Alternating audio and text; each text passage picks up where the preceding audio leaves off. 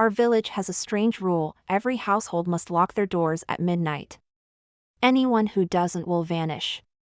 Tonight, at 11:30, my grandfather hadn't come back yet. I rushed out into the yard to take a look.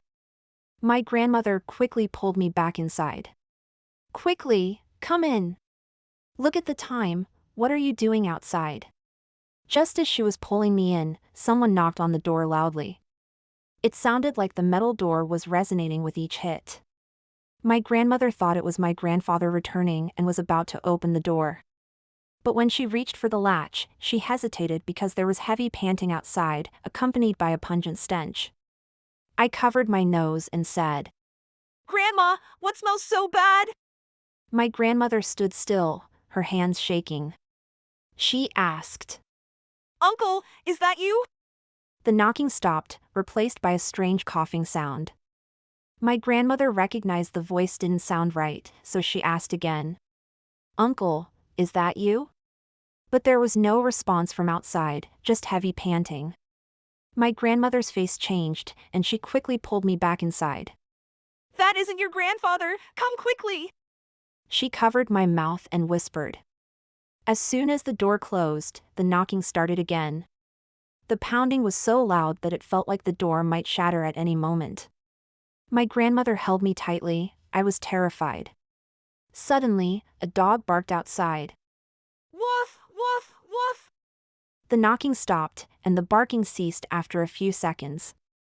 I asked, "Grandma, what's out there?" My grandmother glanced out the window and signaled for quiet with her finger. About 10 minutes later, someone knocked on the door again. Thud, thud, thud. My grandmother shivered slightly.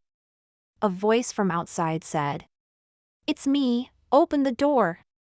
I was excited and told my grandmother. "Grandma, it's grandfather!" Only after confirming it was his voice did she open the door. Grandfather came in carrying a big load of firewood, asking, "What's going on? Why did you open the door so late?" My grandmother looked over at the door and quickly locked it. "I was so scared earlier. There was someone knocking who didn't answer, and Autumn was frightened too." When grandfather heard this, his brow furrowed. "I saw something strange on my way into the village. Feng Shuan's dog was dead at the village entrance. My grandmother's expression changed. I heard the dog barking earlier. If not for that, who knows when it would have left?" Grandfather said, "The dog's head was flattened, and I thought it was hit by a car. Now it seems it might have been killed by something else." The next morning, grandfather woke up early, and I followed him out. As soon as we reached the door, he stopped and stared at the ground. These are bear tracks." My grandmother came out and saw many claw marks on the door, some an inch deep. She asked, "A bear? How could there be a bear in our village?" Grandfather's brow furrowed tightly. "Something bad is going to happen." My grandmother asked skeptically. "What's going to happen?" Grandfather replied, "Don't you remember? Chindashu and Lu Shufan went missing a few days ago?"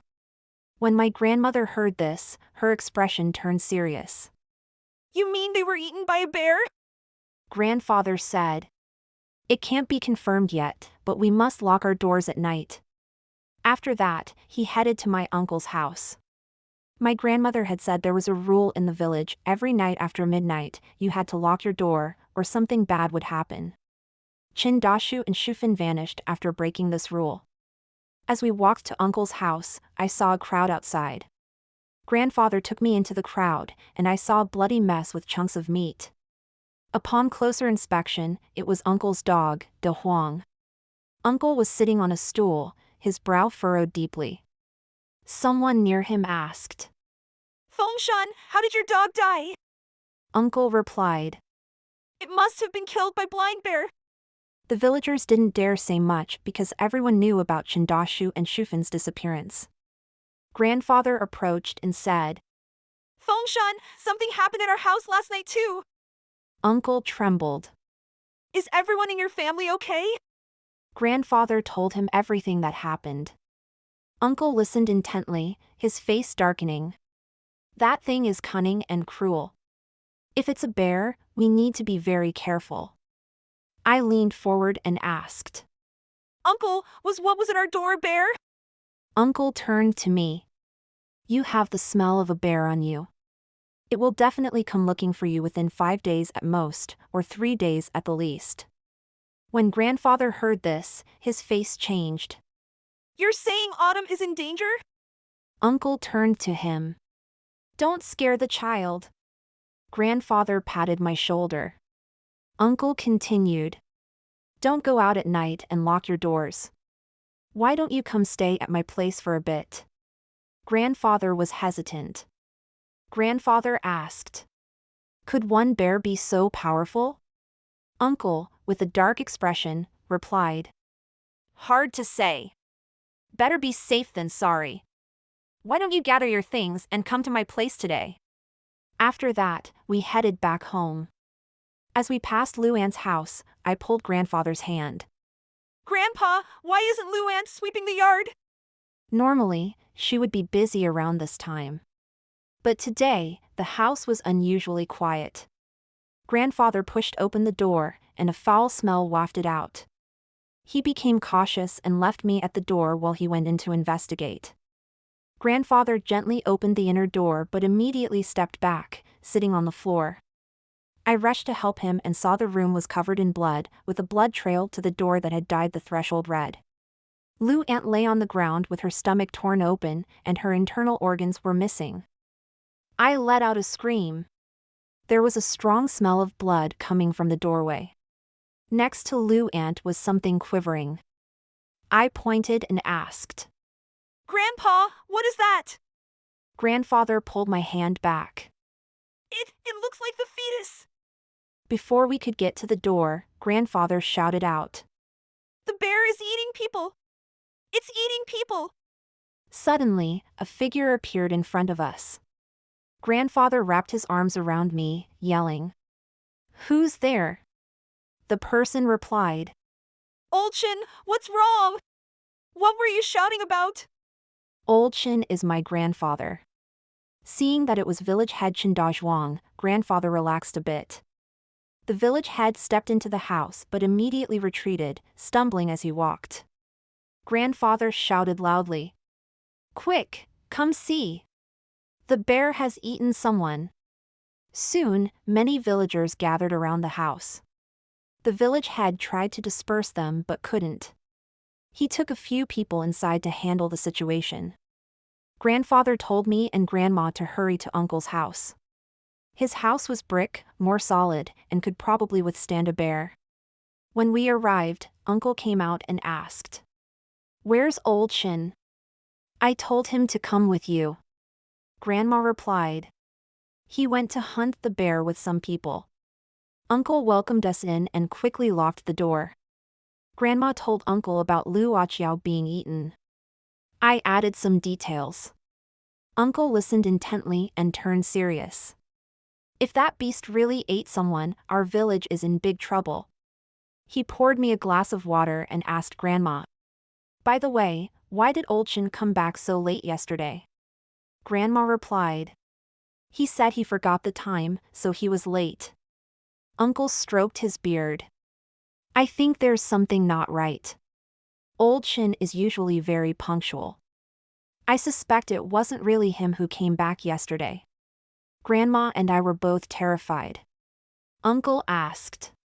Did you hear the sound of it leaving after the knocking yesterday? Grandma's face changed dramatically. No, we didn't. As the sun began to set, grandfather still hadn't returned. After dinner, Uncle wanted to go out. Grandma stopped him. What are you going to do at a time like this? Uncle said. I need to check on Lu Achiao's body. Grandma asked him to wait, but he went out anyway. I was sitting in the yard and asked Grandma. Grandma, was it really grandfather who came back last night? Grandma didn't respond. As darkness fell, the distant mountains looked like a fearsome giant. I asked. Grandma, will the bear really come to eat me? Grandma hugged me. Don't worry, Grandma's here. The bear won't dare come.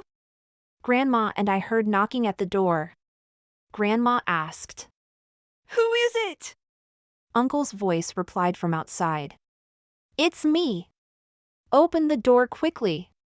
Grandma let out a sigh of relief and opened the door. Uncle came in, saying, It's bad. Luachiao's body is gone. He told us he visited the village head's house and found out the coffin had been torn apart. Uncle arranged for us to sleep in the inner room while he slept in the outer room. Why did the bear take Luachiao's body? Grandma asked. Uncle lit a cigarette and took a puff. We'll talk about that in the morning. That night, I tossed and turned in bed, unable to sleep. I asked my grandmother, Grandma, didn't Uncle say not to open the door? Why did he knock when he came back? Grandma said. He probably forgot. Comforted by her words, I didn't dare say more. The moonlight streamed in from outside, making my grandmother's face look even paler. Just as we settled down, there was a sudden shout from outside, There's been a murder. The bear is eating people. Help! The bear is eating people. I looked towards the window and noticed a faint light flickering outside. My grandmother put on her clothes and said, I'll go check. I grabbed her hand. Grandma, I want to go with you. When we reached the door, we heard a commotion outside. Bang! There was a loud noise at the entrance. Grandfather called out. Wife, Autumn, come out! Where are you? There were 7 or 8 people standing at the door, and Grandfather was holding a shotgun, covered in sweat. My father asked. Autumn, are you okay? I nodded. Grandma asked. What happened outside? Grandfather said. We went up the mountain but didn't find the bear. It seems we were lured up there. We need to get back down. There are several bodies at the village entrance. All their insides have been taken out. Grandfather pulled us away as chaos erupted outside. Some people were wailing in the streets, others were shouting angrily, and some were firing their guns into the sky. In the center of the street lay 2 people, covered in blood. Though I couldn't see their faces, their stomachs had been ripped open. Grandfather held his gun tightly, remaining vigilant, while Grandma pulled me to stay close behind him. After about 5 minutes, the noise faded and everything became quiet. I asked. Grandpa, didn't the village say not to go out at night? Grandfather wiped his sweat and said. This is a special situation, hold on to your grandmother's hand.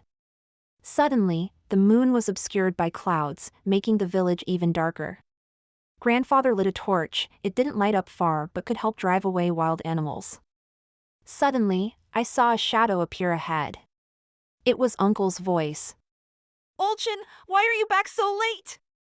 Grandfather stopped in his tracks, recognizing it was indeed Uncle, but he kept his gun aimed at him. Grandma intervened. Old man, that's Fengshun. Why are you aiming a gun at him? Grandfather replied. We found Fengshun's body on the mountain. This is not your brother Fengshun.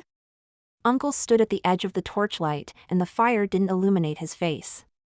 Grandfather warned, I'm counting to 3, if you don't leave, I'll shoot. Uncle said. Autumn, I'm your uncle. Your grandfather has gone mad. Come over quickly. Grandma stepped back a few paces. Grandfather fired a shot into the air, and Uncle revealed 2 glowing green eyes. Grandfather said, Don't listen to his nonsense, this creature has become cunning. Uncle grinned, showing sharp teeth. He, since I've been discovered, there's no need for disguise. As he spoke, his skin tore off, revealing a terrifying bare face, blood dripping from its mouth. Grandfather took another shot, but missed. The black bear charged at us, and as Grandfather trembled, the bullet fell from his hand. At that moment, another shot rang out, and the bear halted, running towards the woods. The village head had arrived with others, and Grandfather sighed in relief. We followed the village head back to his house. Once inside, Grandfather locked the door. Grandma asked, Why lock the door again? Grandfather replied. We found Fengshun's body on the mountain, his skin was torn off. That thing will disguise itself with human skin. The village head knocked on the door to deliver food. Grandfather asked me to open the door, and the village head set down the bowls and chopsticks. Grandfather tossed some pickled vegetables into water and then sprinkled in some steamed buns. Suddenly, the water in the bowl started to swirl. Grandfather gasped, "This food is poisoned." We couldn't sleep. The village head left after speaking outside. Grandma asked, "Is the food really poisoned? Is the village head trying to harm us?" Grandfather nodded. "We can't sleep tonight." We hid in the inner room. After a while, we heard rustling sounds outside. Grandfather raised his gun and hid by the door. The door swung open, revealing a bear's face wearing the village head's clothes, sneaking in. It turned out the village head had transformed into a bear. Grandfather fired at close range and managed to take down the bear, quickly urging us to escape. We followed Grandfather outside, but the fallen bear had mysteriously vanished, leaving only a puddle of black blood. Grandfather strode out of the yard and saw many bodies lying around near the entrance, all with their stomachs ripped open. Grandma covered my eyes as we hurried forward. Back at home, Grandfather urgently prepared to leave, telling Grandma to grab the cash from under the bed. As Grandma rummaged, she surprisingly found stacks of cash. Grandma asked, "Where did so much money come from?" But the situation was urgent, so she didn't have time to ask more. Grandfather told her to pack the money into a bag, and we turned to leave. Grandfather sat at the front of the donkey cart, while I and Grandma took the back. Grandfather shouted, "Giddy up," cracking the whip, and the donkey started moving forward. As we traveled, even though it was deep night, the streets were eerily quiet. Every distance we covered revealed corpses along the roadside, all with ripped open bellies and peeled faces. I asked, Grandpa, where are we going? Grandfather replied, "We're heading to the town, there are police there. Once we see them, we'll have a way out." Suddenly, a low growl came from ahead, causing the donkey to halt. Grandfather cracked the whip again, but the donkey wouldn't budge. Then, a shadow appeared ahead. It was the village head, standing in the middle of the road, blocking our path. He had several holes in his body, clearly from Grandfather's earlier shots. Grandfather pulled out his shotgun. "You beast, aren't you afraid of dying?" The village head revealed a mouth full of sharp teeth. "Die? If we were afraid of death, we wouldn't have come back." Grandfather urged. Get ready with the garlic! This thing fears garlic! Just as I took out the garlic, I felt a heavy hand pat my shoulder. Grandfather looked back at me, his eyes filled with despair. I dared not turn my head, feeling the weight of the hand on my shoulder. I was lifted up and saw a massive bear head above me, filled with razor-sharp teeth. A droplet of drool dripped onto my face, smelling unbearable. I was forced to kneel, and Grandfather shouted, "Why are you killing so many villagers?" The village head chuckled. "You know everything, why pretend to be dumb?" Sweat dripped down Grandfather's forehead. The village head tore off his skin, revealing a hairless bare face. "Now, tell me what you did earlier so your grandson knows what you've done." Grandfather knelt down. "I'm sorry.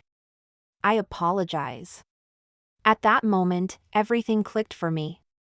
It all traced back to Grandfather. It turned out Grandfather had worked at a nearby nuclear power plant, which was actually a secret biological laboratory. They were conducting live experiments on black bear cubs, which ultimately led to some bears evolving intelligence. These bears remembered the humans from the lab and the pain they endured. One time, a few modified bears escaped. The lab was closed down, but Grandfather and other researchers fled to nearby villages to evade responsibility, becoming proper villagers. Years later, the black bears found their village and began mercilessly retaliating, disguised as humans. Grandfather knelt. "How can you spare me?" The village head replied, "As long as you die, I will spare your grandson." Grandfather was silent for a moment before nodding. "You must keep your word." The village head chuckled. "Of course. We're not as hypocritical as humans." Grandfather aimed the gun at himself, but when the shot fired, it instead took down the bear disguised as the village head.